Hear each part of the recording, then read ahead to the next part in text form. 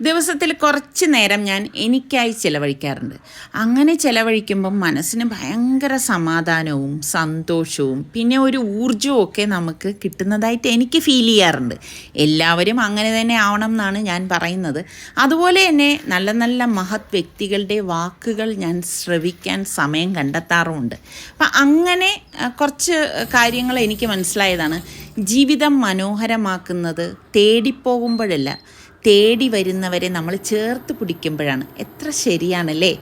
അതുപോലെ തന്നെ നമ്മളുടെ ശരികൾ പറയാൻ നമ്മൾക്ക് മാത്രമേ കഴിയുള്ളൂ. ഇപ്പം തെറ്റുകൾ പറയുവാനും പ്രചരിപ്പിക്കുവാനും നമുക്ക് ചുറ്റും ധാരാളം പേര് കാണും. അപ്പം നമ്മളെക്കുറിച്ച് സത്യം അറിയാതെ ഊഹിക്കുന്നവർക്കും പഴിക്കുന്നവർക്കും മുമ്പിൽ നമ്മൾ ചെവി കൊടുക്കേണ്ട കാര്യമൊന്നുമില്ല.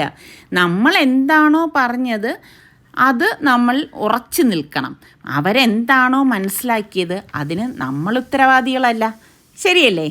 അപ്പം അതുപോലെ തന്നെ മറ്റുള്ളവർ നമ്മളെക്കുറിച്ച് മോശം പറയുന്നതോർത്ത് നമ്മൾ സങ്കടപ്പെടേണ്ട കാര്യമൊന്നുമില്ല.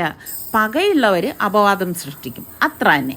അതൊക്കെ അവിടെ നിൽക്കട്ടെ. നമുക്കിന്നിപ്പം എളുപ്പത്തിൽ ചോറ് വെക്കുന്നത് എങ്ങനെയാണെന്ന് നോക്കാം. ഇതാ നമ്മളുടെ പുഴുക്കലരി നന്നായിട്ട് ഒന്ന് കഴുകിയെടുക്കണം.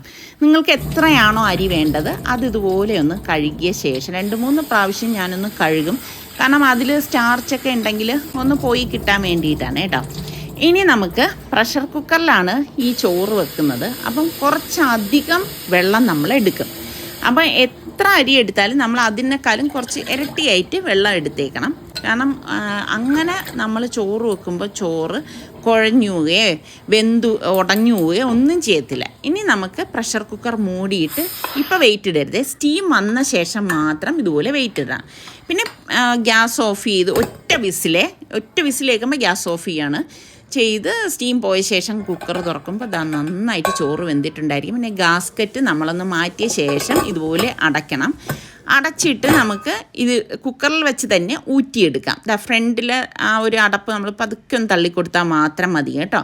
ഒരു 3-4 മിനിറ്റ് കഴിയുമ്പം നമ്മളുടെ ചോറ് നല്ല വിട്ട് കിട്ടുന്ന നല്ല ചോറായിട്ട് നമുക്ക് കിട്ടും. അപ്പോൾ പെട്ടെന്നൊരു ഗസ്റ്റൊക്കെ വരാണെങ്കിൽ നമുക്ക് വേഗം തന്നെ ചോറ് റെഡിയാക്കാനും പറ്റും. അപ്പം നിങ്ങൾ ചോറ് വെക്കുന്നത് ഇങ്ങനെ തന്നെയാണോ?